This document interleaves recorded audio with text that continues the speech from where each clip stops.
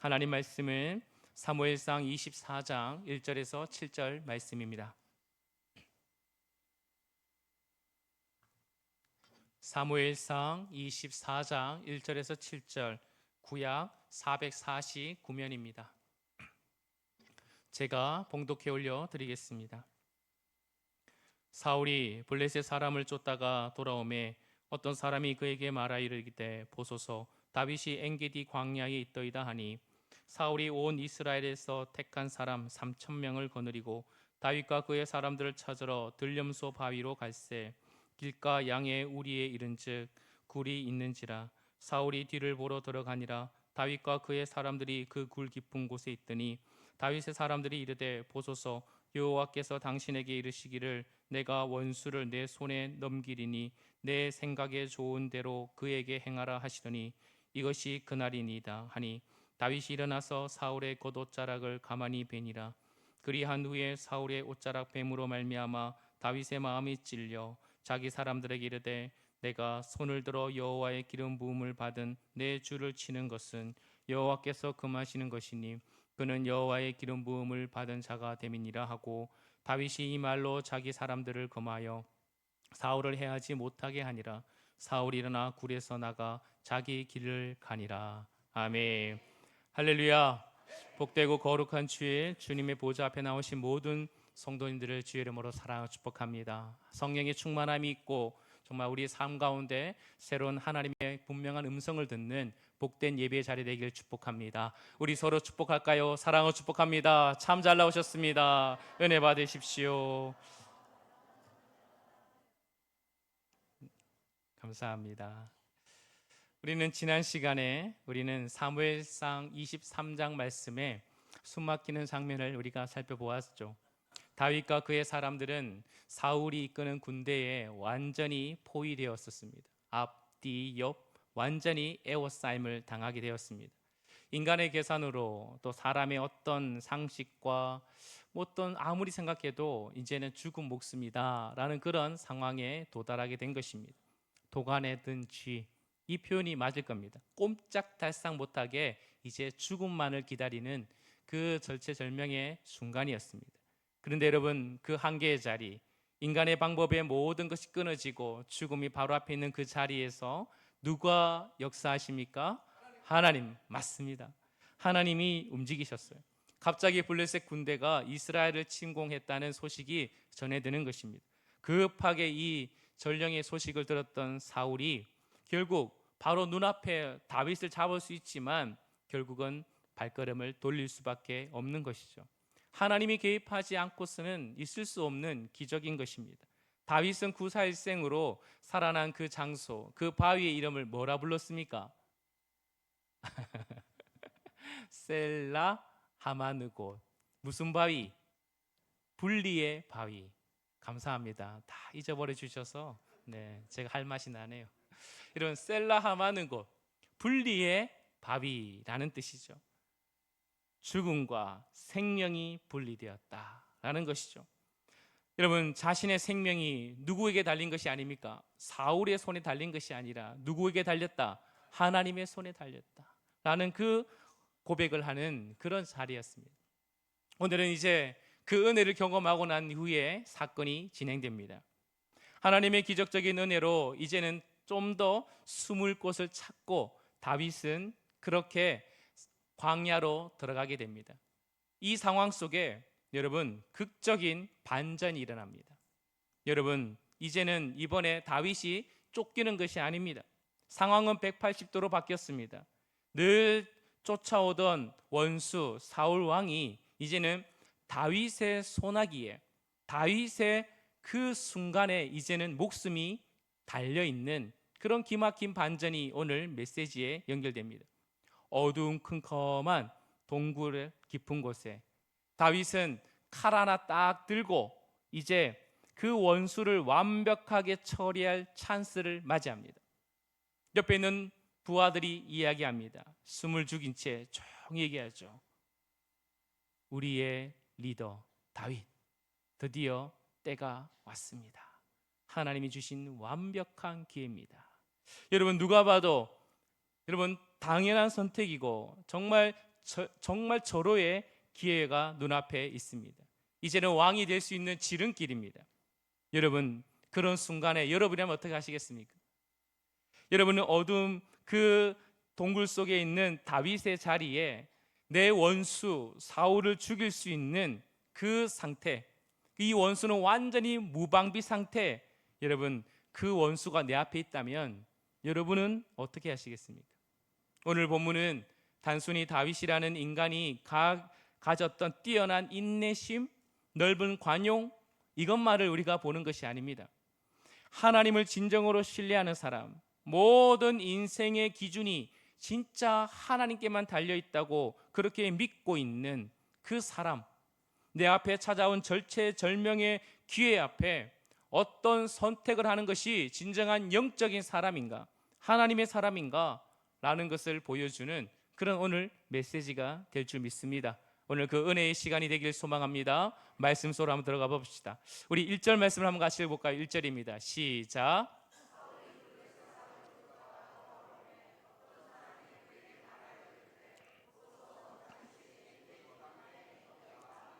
아멘. 블레셋의 침공을 막아내고 돌아온 사울, 늘 뭔가 스파이가 있는 것 같습니다. 다윗이 지금 어디에 있습니다? 엔게디에 있습니다. 엔게디 광야에 있습니다 라고 또 밀고 하는 사람도 있었습니다. 사울은 그 소식을 듣자마자 어떻게 한다고요? 엔게디 광야로 달려가는 것입니다. 엔게디 사해바다, 그 서쪽에 위치한 곳입니다. 그곳에는 많은 절벽이 있고 그곳에는 처녀의 요새들이 많이 있습니다. 천년 요새도 있고 목동들이 또 심을 피하기 위해서, 어떤 어려움을 피하기 위해서 만들어 온 동굴도 있습니다. 그곳에 지금 다윗은 이 험하고 거친 지형을 피난처 삼아 지금 그곳에 도망가 있다라는 것입니다. 여러분, 우리가 여기서 잠시 쉼표를 한번 가지고 우리가 한번 생각해 볼까요? 하나님을 믿는다는 것은 그냥 손을 놓고 아무것도 하지 않는 것을 의미하지 않는다는 것입니다. 많은 사람들이, 성도들이 오해를 합니다. 하나님이 다 알아서 해주겠지, 주님의 주권을 믿습니다 라고 말하면서 자신은 아무것도 준비하지 않고 그려 노력도 하지 않고 감나무 밑에 감이 떨어지 입만 떡 벌리고 있는 사람이 있을 수 있다는 것입니다. 여러분, 이것은 믿음입니까? 영적인 태만입니까? 영적인 태만입니다. 게으름입니다. 다윗을 보십시오. 그는 하나님의 손에서 구원하실 하나님을 철저히 믿습니다. 그러나 동시에 자신이 할 수 있는, 자신의 공동체를 숨길 수 있는 그런 지형을 파악하고 가장 안전한 천연의 동굴을 찾아서 피난처를 구하고 자신이 따른 연약한 사람을 보호하기 위해 밤낮으로 경계하며 땀 흘리고 수고하고 있습니다. 여러분, 진정한 믿음이 뭐죠? 내 손을 하나 움직이지 않고 하나님만을 의지하는 것이 아니라 하나님을 믿기 때문에 내가 할 수 있는 최선을 다해 그렇게 내가 헌신하고 달려가는 것입니다. 그리고 그 모든 결과는 하나님께 맡겨버리는 것입니다. 지혜는 농부가 그렇지 않습니까? 지혜로운 농부가 가을의 풍년을 맞이하기 위해 하나님이 알아서 하겠지, 하나님이 제발 올 한 해 풍년을 주십시오, 열매가 소출이 풍성하게 해주십시오 라고 뜨겁게 기도하고 나서 씨를 뿌리지 않는다면, 돌보지 않는다면 여러분 어찌 열매를 맺을 수 있습니까? 그러므로 우리는 반드시 기억해야 됩니다. 내 모든 삶의 자리에 영적인 태만을 없애야 됩니다. 우리는 하나님을 믿는다면 우리는 최선을 다해 그 현실 속에 성실히 일하고 그리고 주님을 의지하며 그 모든 결과를 하나님께 맡기는 성숙한 믿음의 성도가 되어야 될 줄 믿습니다. 여러분, 다윗이 엔게디 숨어 있다는 소식을 들은 사울 왕의 반응이 뭐죠? 2절 말씀을 같이 읽어보겠습니다. 2절입니다. 시작.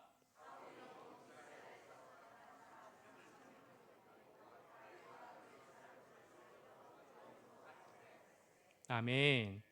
사울은 블레셋과의 치열한 전쟁을 마쳤습니다. 그런데 여러분, 그 바로 직후 다윗이 어디 있다는 소식을 듣자마자 어떻게 한다고요? 군사들이 지쳤을 거 아닙니까? 왕도 좀 쉬어야 하는 것이 마땅한데 다윗을 향한 사울의 시기와 증오는 조금도 식지 않았다는 것이죠. 그래서 오히려 더 악독하게 불타오르기 시작합니다. 어떻게 하면 다윗을 잡을 수 있을까? 그래서 병사 몇 명요? 3,000명. 지금 몇 명 잡으려고 하는 겁니까? 한 명 잡으려고요. 여러분 정말 집요하지 않습니까? 정말 집요해요. 여러분 그렇게 3,000명을 데리고 엔게디 광야로 갑니다. 그런데요, 아무도 예상치 못한 일이 벌어집니다. 우리 3절 말씀을 한번 읽어볼까요? 3절입니다. 시작. 길가 양에 우리에 이른즉 굴이 있는지라 사울이 뒤를 보러 들어가니라 다윗과 그의 사람들이 그 굴 깊은 곳에 있더니 아멘. 행군하던 사울 왕이 갑자기 뭐가 왔어요? 그렇죠. 생리적인 신호가 온 것입니다. 그래서 여러분 오늘 표현이 뭡니까? 사울이 뭐하러 들어가? 뒤를 보러 들어가니라. 여러분 뒤를 보러 들어가니라. 히브리어로 원어로 본다면 발을 가리러 들어갔다라는 표현이에요. 발을 가리러 들어갔다. 왕이 입었던 옷이 여러분 뭐죠? 좀 길잖아요, 그렇죠? 그러니까 여러분 용변 보면은 앉아야 되잖아요. 그러니까 어때요? 긴 옷이 발을 가리는 거예요. 한마디로 여러분 우리가 잘 아는 화장실이 급한 거예요. 배가 너무 아픈 거예요. 그래서 어떻게 합니까? 찾는데 굴 하나를 찾았습니다. 그 굴 하나에 들어가서 여러분 이제 용변을 보는 것입니다. 여러분 사울은 지금 무장 상태요, 무방비 상태입니까? 무방비 상태입니다. 그런데 하필 여러분 사울이 무수히 그곳에 많은 천연의 굴이 있고 목동이 많은 굴도 있을 테고 많은 굴들이 있을 텐데 하필이면 여러분 어두컴컴하게 들어간 굴에 누가 숨어 있었습니까? 다윗이 숨어 있었어요.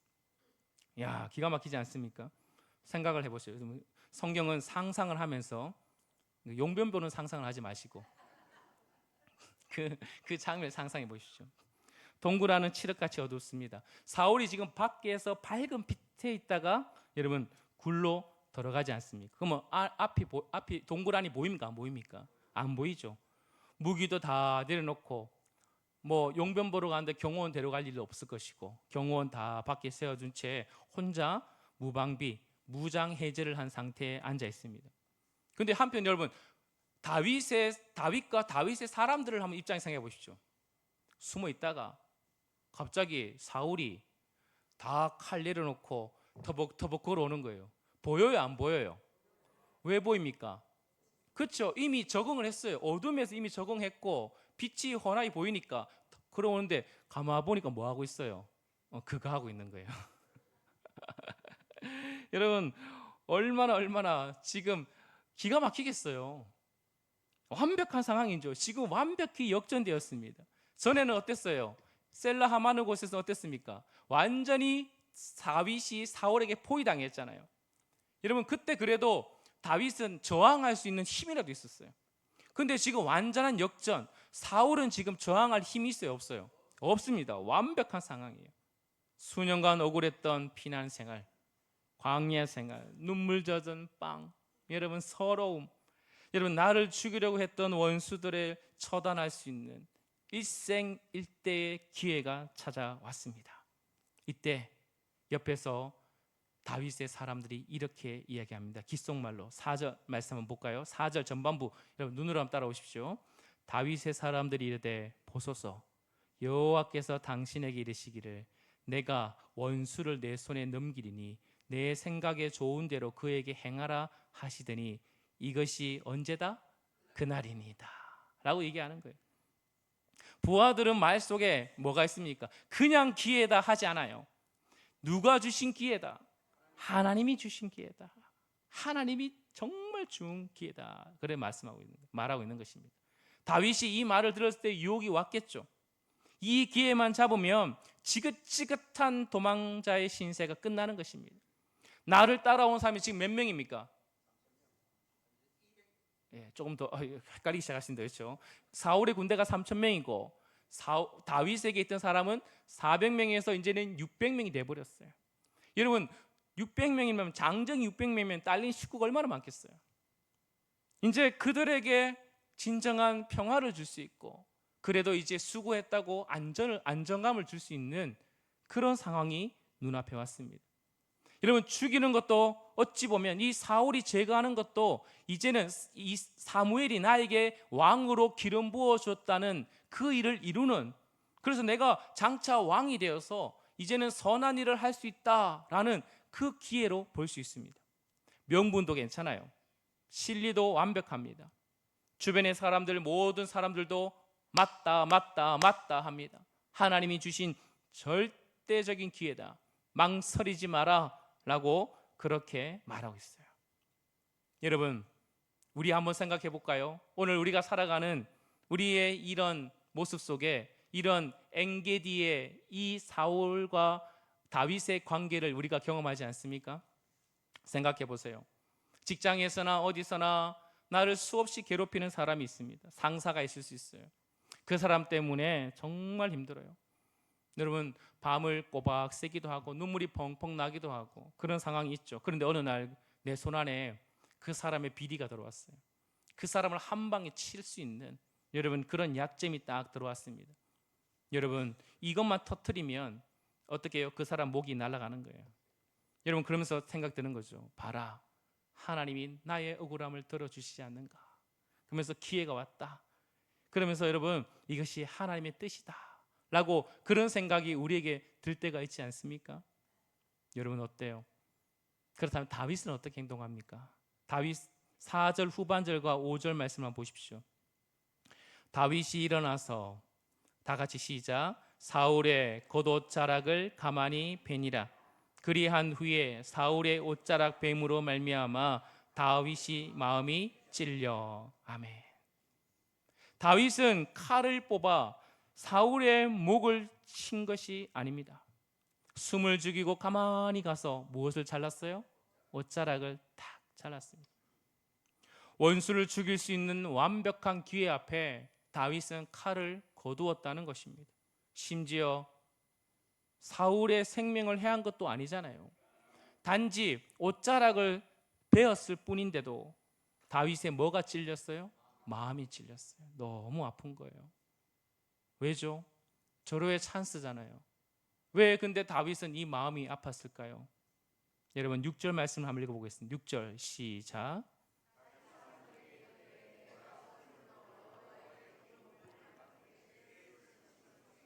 여호와께서 금하시는 것이니 그는 여호와의 기름 부음을 받은 자가 됨이니라 하고. 아멘. 다윗의 위대함이 여기 있지 않습니까? 사람들은 다 자기의 판단과 기준과 그리고 원수 갚는 게 당연하다고 말합니다. 복수하는 게 당연하다 말합니다. 세상의 기준은 너무나 절호의 기회다라고 말합니다. 그래서 바로 모든 사람들은 나름대로의 다 잣대와 기준을 가지고 그렇게 행동하며 합리화하고 정당합니다. 그러나 다윗이 눈앞에 있는 현실과 기회를 판단하는 기준은 여러분 뭐였어요? 내 감정도 아니요, 부하들의 빗발치는 조언도 아니었습니다. 나에게 유리하게 돌아가는 환경도 아니었다는 것입니다. 다윗의 절대적인 기준, 내 모든 삶의 한 걸음, 내 작은 한 걸음 한 걸음 속에, 작은 그 움직임 속에 모든 기준은 오직 하나님, 오직 하나님의 말씀과 법이었다는 것입니다. 사울이 비록 지금은 지쳐서 미쳐서 여러분 날뛰고 악독한 짓을 저지르고 있다 하지만 어찌되었든 누가 기름 부었습니까? 하나님이 기름 부은 왕이라는 것입니다. 그러므로 다윗은 그 사실을 알기에, 하나님이 기름 부은 왕이라는 사실을 알기에 그 질서를 인정하는 것입니다. 하나님이 세우신 자를 내 손으로 심판하고 피 흘리는 것은 하나님이 금하신 일이다. 그 말씀 앞에 나의 본능과 나의 그 유익을 철저히 내려놓는 다윗의 모습이라는 것이죠. 다윗의 모든 복수와 심판의 권한은 나에게 있는 것이 아니라 모든 재판장은 누구시다? 하나님이시다. 여러분, 오늘 본문 뒤에 나오는 12절과 15절 말씀을 한번 읽어보겠습니다. 11절과 15절 시작. 여호와께서 나와 왕 사이, 여호와께서 나를 왕에게 보복하시려니와 내 손으로는 왕을 해하지 않겠나이다. 15절.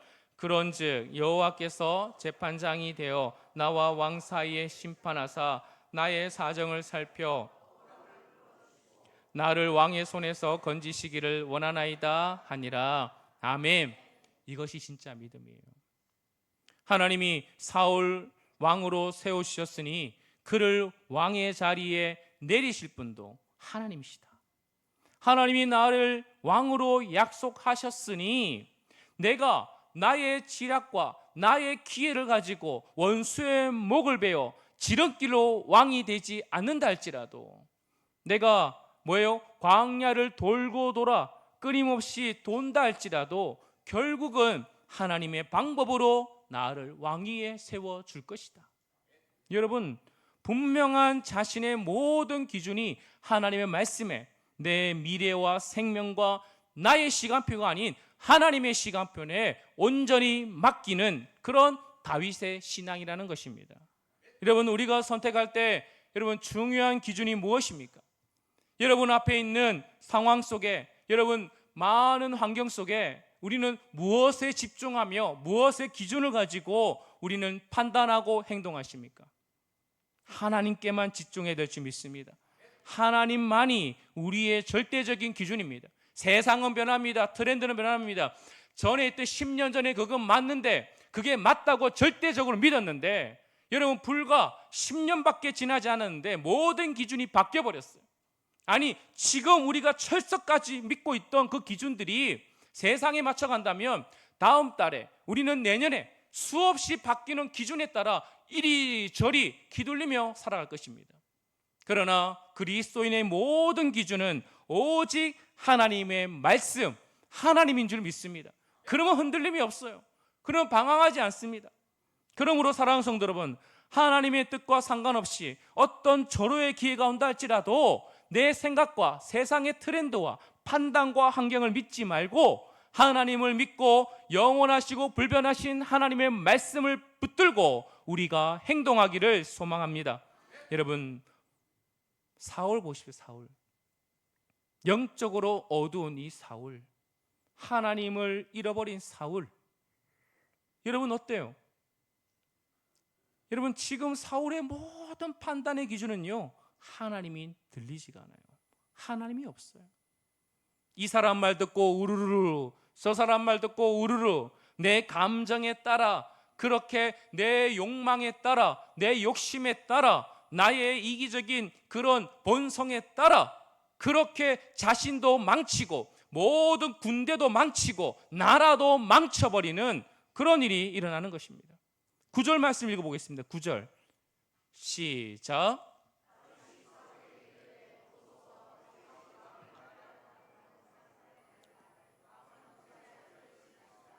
아멘. 사울이 왜 이렇도록 광기에 휩쓸려 여러분 다윗을 쫓아다닙니까? 다윗이 왕의 자리를 노린다 라는, 여러분 이 말이 진짜예요? 거짓이에요? 가짜 정보예요. 가짜 정보.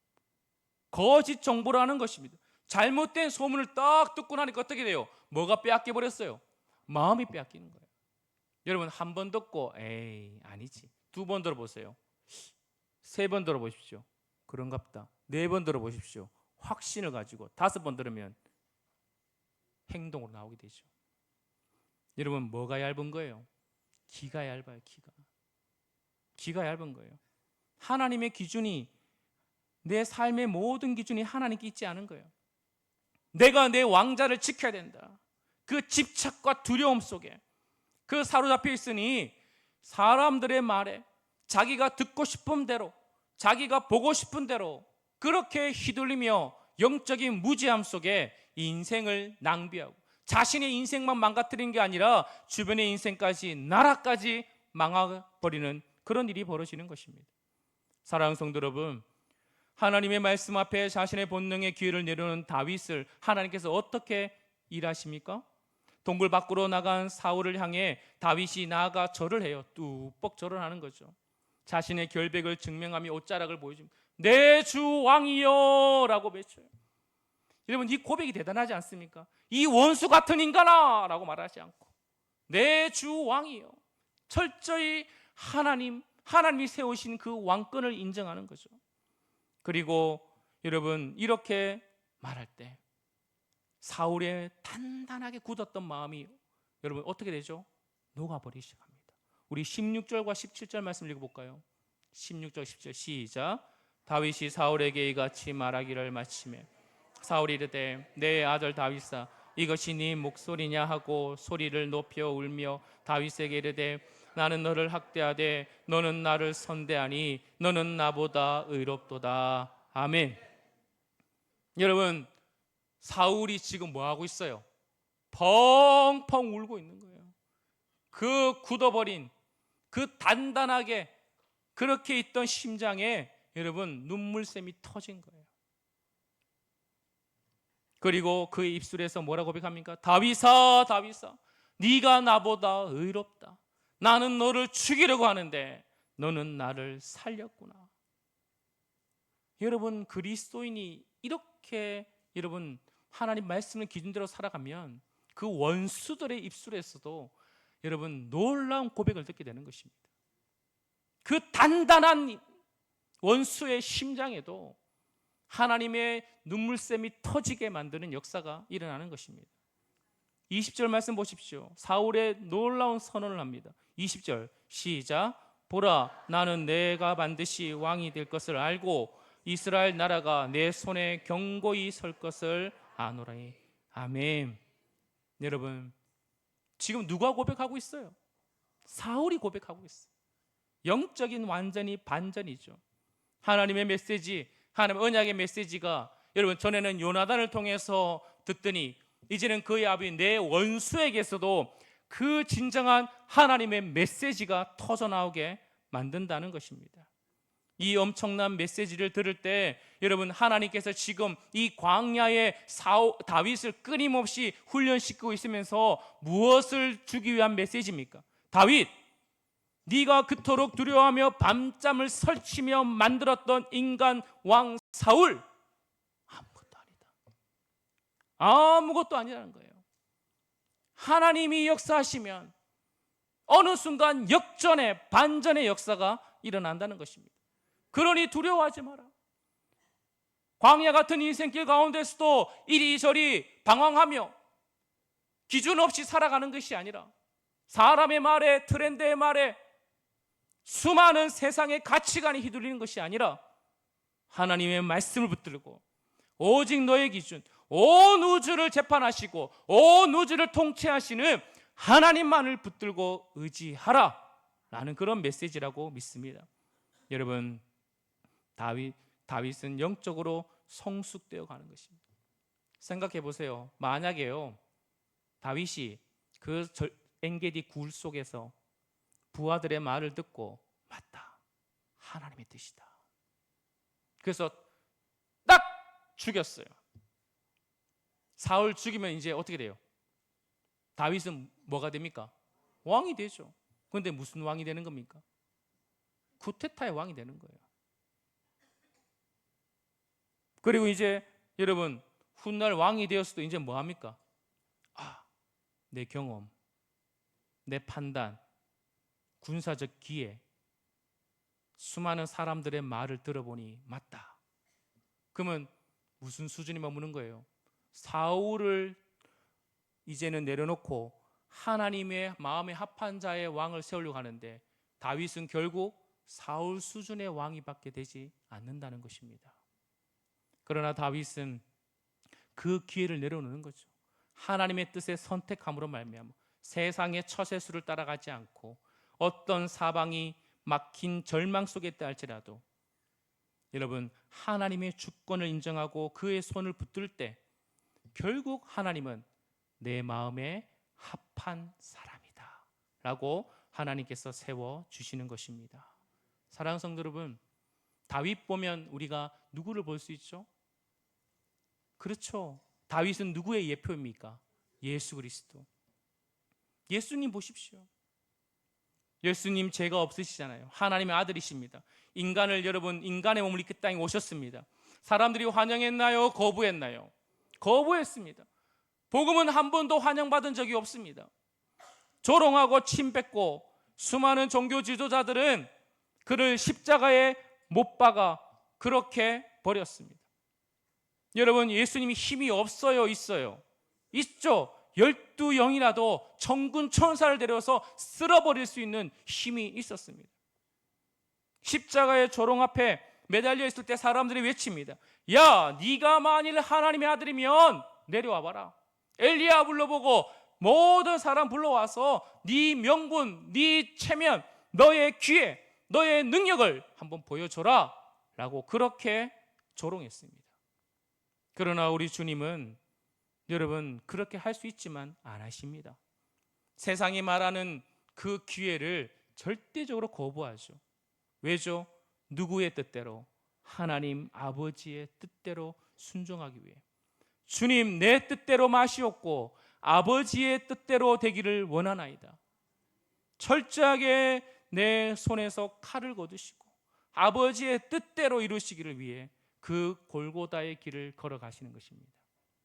그리고 죽기까지 복종하셨어요. 그리고 나서 어떻게 됐습니까? 하나님은 그 예수님 어떻게 하셨죠? 빌립보서 2장 말씀 보면 어떻게 합니까? 그를 지극히 높여 모든 이름 위에 뛰어난 이름을 주사 하늘과 땅의 모든 무릎이 누구의 이름 앞에? 예수 이름 앞에 무릎 꿇게 하셨습니다. 세상의 기회를 버리고 하나님의 뜻에 따라 죽기까지 순종했을 때 우리 주님은 이 땅의 왕이 아니라 온 우주의 영원한 구원의 왕이 되셨습니다. 사랑하는 성도 여러분, 우리는 그 구원자 바로 하나님의 자녀, 하나님 나라의 백성입니다. 그러니 우리의 기준은 달라야 되죠. 성도의 기준은 달라야 되죠. 그러므로 내 생각의 기회가 아니라 모든 상황 속에 하나님의 뜻, 하나님의 말씀이 우리의 기준이 되어야 될 줄 믿습니다. 사랑하는 성도 여러분, 말씀을 마무리할까요? 여러분, 어떤 상황 속에 결핍과 어려움 속에 있을지라도 여러분 엔게디 굴 속에 지금 갇혀있는 어두운 침침한 절망의 상황이 있다 할지라도 여러분 실망하시거나 낙심하시거나 여러분 포기하지 마십시오. 물질의 결핍함 속에 지독한 외로움과 고독 속에 육신의 질병 속에 우리는 그렇게 어려움 속에 있을 수 있습니다. 도대체 하나님이 어디 있습니까? 내 왜 이렇게 광야를 걸어가야 됩니까? 라고 그렇게 우리는 울부짖을 수 있습니다. 그러나 하나님은 우리를 버려두지 않으십니다. 우리는 반드시 하나님이 우리의 인생을 역전시킬 줄 믿습니다.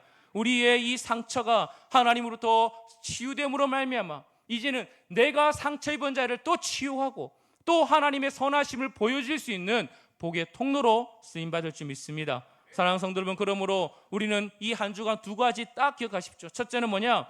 내 생각과 이익에 딱 맞아떨어지는 절호의 기회라 할지라도 덥석 잡지 말고 멈추셔야 됩니다. 누구의 뜻을 물어야 됩니까? 하나님의 뜻을 물어야 되죠. 다른 사람 주변이 맞다 하다 할지라도 과연 이게 하나님의 기준에 말씀에 맞는지를 다시 한번 여러분 물으십시오. 둘째는 뭡니까? 어떠한 무거운 짐, 억울함 속에 있다 할지라도 여러분 우리의 모든 것을 주관하신 분은 하나님이십니다. 하나님의 참된 재판장 되신 그 하나님께 맡기시기를 축복합니다. 여러분 그럴 때 하나님은 일하기 시작하셔서 어느 순간 원수의 마음까지 녹아내게 하시고 어느 순간 인생의 얽혀버린 실타리가 한순간에 풀어지고 우리는 새로운 승리의 영광을 맛보게 될 줄 믿습니다. 하나님의 기준으로 선택하는 것이 어리석고 바보같이 보인다 할지라도 우리는 그것을 통해 하나님이 일하시고 승리하시고 넉넉한 하나님의 승리를 우리는 맛보게 될 줄 믿습니다. 우리 이 시간 다 함께 일어나셔서 하나님 우리 찬양합시다.